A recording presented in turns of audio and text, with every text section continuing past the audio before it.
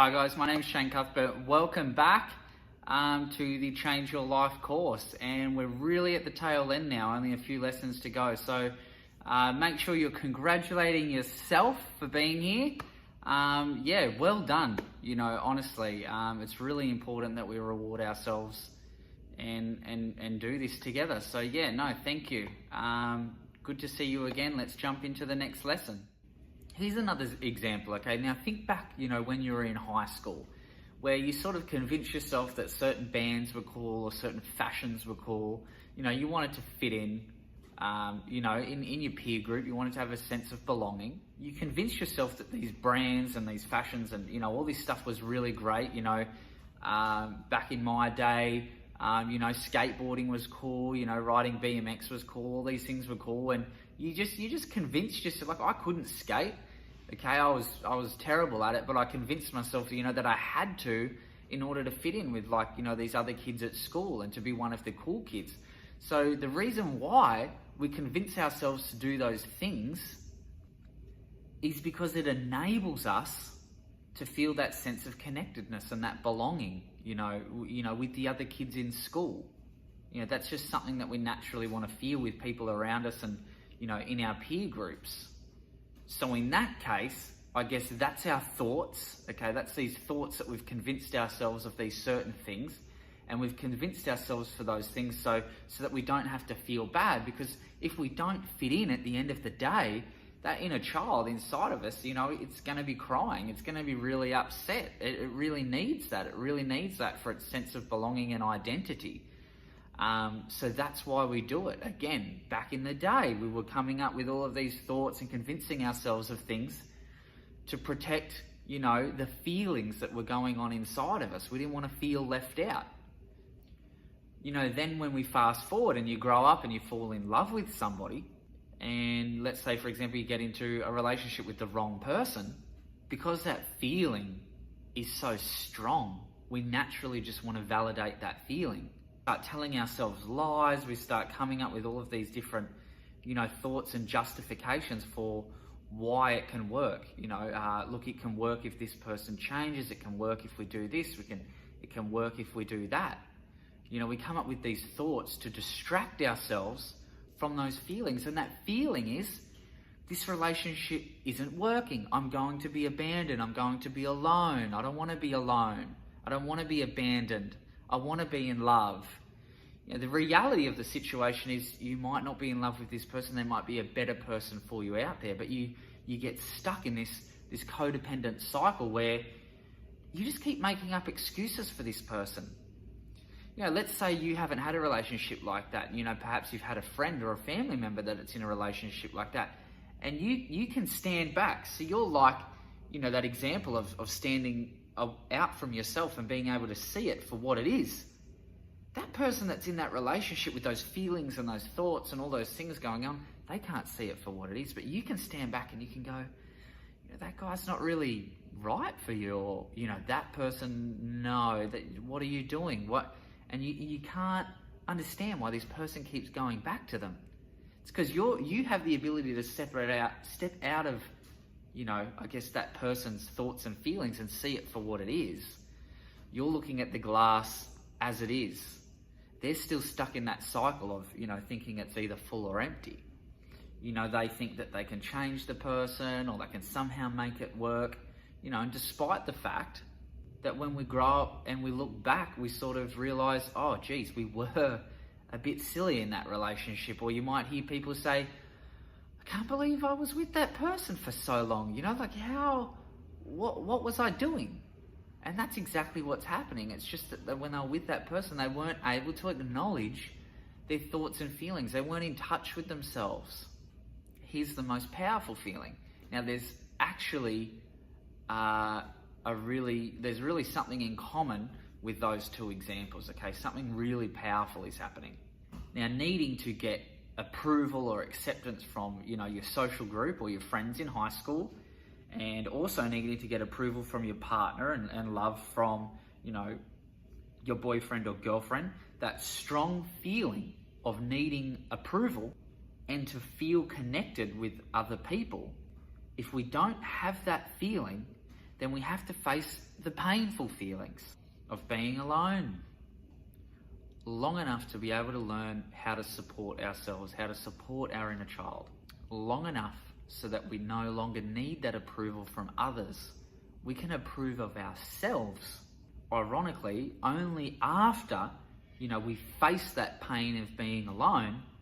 Then we can start, attracting people that are, a little bit better. If we can't face that original pain of being alone or being terrified for walking, along that bridge, or if we can't face that pain of not fitting in, we're never going to feel good about ourselves, and we're never going to be able to feel happy with those groups of people we socialize with. We're never going to be happy with our partner. We're going to resent them because the whole time we're thinking, we're really going to be thinking that, we've just basically changed who we are and we're doing all these things to try and fit in. That's a negative feeling because we're not, being ourselves, and we're not being who we are, and you resent them for that. You hate them for that, and you think, well, I want them to change. Why can't they like the music I like? Why can't my partner do this thing, that I want? Why can't they change? And we know, again, we can't change other people. So it is, once you are able to accept those things in yourself and able to accept who you are and your own thoughts and feelings, you're going to be attracted to, and you're going to invite other like-minded people into your life as a result. Look at the example in the last lesson of the couple, in therapy. Once they actually get deep enough to start looking at, sort of their own problems and some of the things that are going on, they get these feelings, and they're bad, negative feelings about themselves, okay? And we start thinking, we get overwhelmed. So what do? We just start blaming the partner. It's their fault. They do this. They're saying, oh, we do this, we do that. It becomes a blame game. We start blaming other people because we're not in a position to take responsibility for our own thoughts and feelings.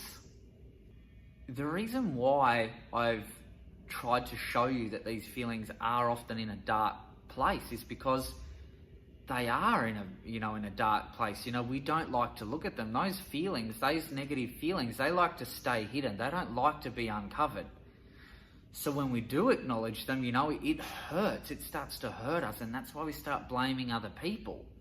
When we start taking those, those things out of the dark space and into the light space, that really traumatizes us. It terrifies us. We don't like to look at our own problems and accept that responsibility. But the key is, the irony is that we need to do that in order to grow. Why does our mind do this to us? The simplest explanation is that it learns to.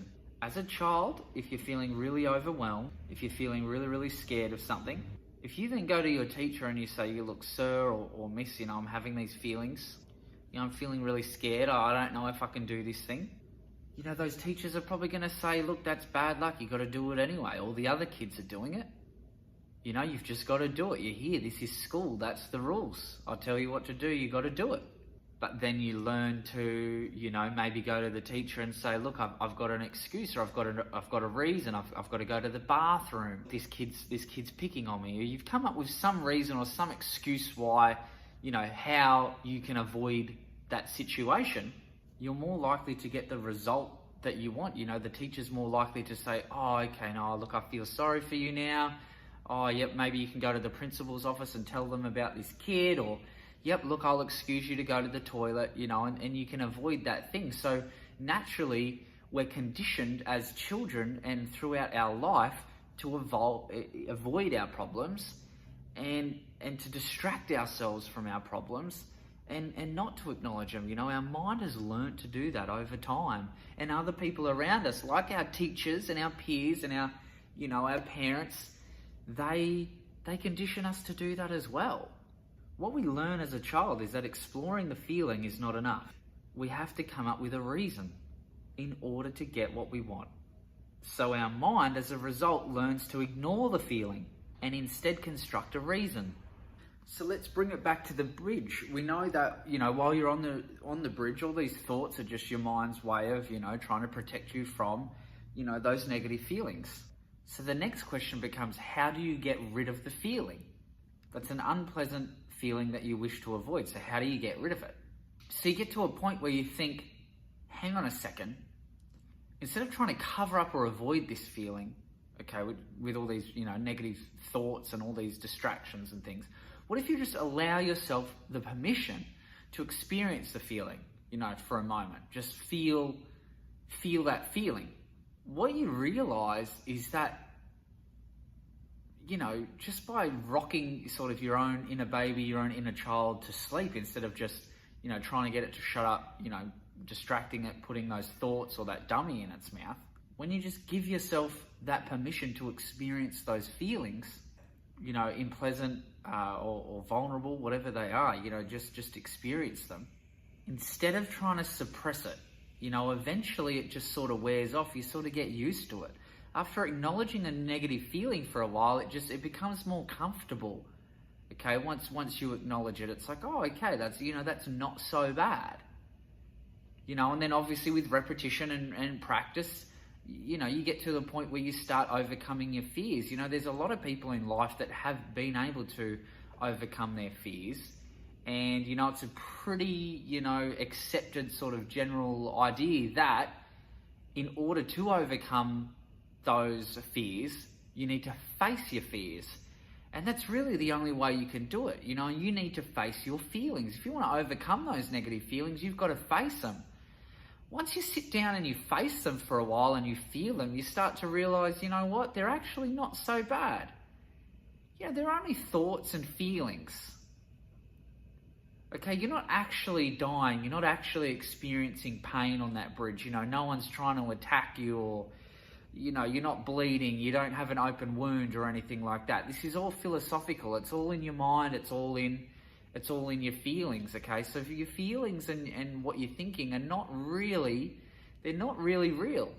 And, once you accept that and you practice that with repetition, you'll be able to, fly again. You'll be able to, cross this bridge. And this example of the bridge, it might not suit everybody. I mean, I've chosen that because, the fear of heights is something that a lot of people have, a lot of people can relate with. But, no matter what your fear is or what that particular situation is in which you're getting those, those vulnerable negative feelings, you can overcome them using that same process, those same sort of mind tricks and those mind hacks. Once you get used to it, it's like your mind processes it until it doesn't need to anymore, and then it just gets bored with it. Vulnerable feelings are kind of like water flowing through a hose. If at an earlier stage of life we've felt a kink, or we've experienced a bit of a break in that flow in that hose, if we've experienced some kind of trauma, then it's sort of like those feelings kind of get blocked on their way out. Those feelings get stuck. And so then we spend the rest of our life trying to avoid those feelings. We're trying to keep them back in the hose. That's how things just, they stay there and they stay bottled up, and they end up causing all of these problems that we're now facing in our life because we haven't dealt with them. Let the feelings process. The trick is, to stop, suppressing those feelings, or to stop keeping them stuck, or, to not keep them bottled up, and to really just stop trying to keep them, hidden or uncovered or blocked. Instead, the answer is to slowly, start to let some of those feelings out. Straighten out that kink in the hose, take the lid off the bottle, unbottle it, open it up, get it out there, start experiencing it. Allow yourself to process those feelings, as they come through the hose until they just flow. And eventually, just like water passing through a hose, these feelings and eventually just sort of begin to flow through us, without it really causing us any more pain or discomfort. We're allowed to sort of acknowledge the feeling and let it go. We can acknowledge that it's there, and we can, watch it drift away. We can watch it flow. When we allow ourselves to do that, we allow ourselves to experience those feelings flowing through the hose, we then get to a point where all those problematic thoughts that, were keeping us, stuck, they leave as well, as as a natural result. When we don't have those feelings, we no longer need those thoughts that are justifying those feelings. When problem thoughts start to clear away, that's when everything starts to become more clear. So when you decide, when you're at that point in your life when you decide, okay, I acknowledge that these thoughts are happening and they're negative, they are a result of those negative feelings, how do you sort of, what do you say to yourself? What do you see in your own mind, and how do you deal with that moving forward, okay? What is it in particular that you say that's going to, really acknowledge those thoughts and feelings? How do you unclog that hose? How do you rock that baby to sleep? What do you say that's going to enable that process to happen a lot easier for you? Once we give ourselves permission to just experience the feeling rather than trying to avoid it, eventually our mind gets bored with it and it passes through us like water through a hose. Once the feelings process through us, the problem thoughts they were creating will subside as well, turning the darkest spaces of our awareness into light, which allows us to see reality from a much clearer perspective. The question is, however, what do we see and what do we say to ourselves to rock the baby to sleep, so to speak, and allow those feelings to process through us? In the following lesson, I'll reveal to you exactly what that is.